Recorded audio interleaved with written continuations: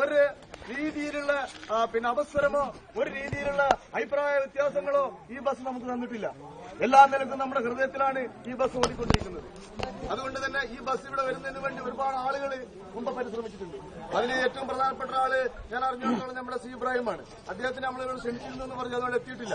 അദ്ദേഹത്തിനും അതുപോലെ അദ്ദേഹത്തിന്റെ ഒപ്പം ഈ ബസ് ഈ റൂട്ടിലേക്ക് വരുന്നതിന് വേണ്ടി പരിശ്രമിച്ചിട്ട് എല്ലാവർക്കുമുള്ള ഒരു ആദരമാണ് നമ്മൾ നൽകുന്നത്. അതുകൊണ്ട് ഞങ്ങളുടെ ആദരം കൂടുതൽ നീട്ടുന്നില്ല. ഈ ആദരം എറണാകുളത്തെ പോലെ ആളുകൾ വളരെ ബുദ്ധിമുട്ടിയിട്ട് ഓടിക്കുന്നു.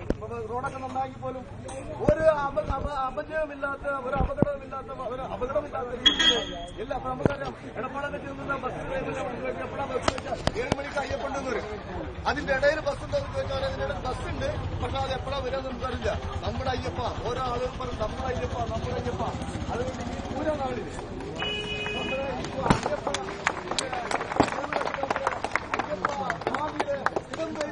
കടന്നു പോകുന്ന ഈ ബസ്സിനെ ഇനിയും മുന്നോട്ട് നയിക്കാനും യാത്ര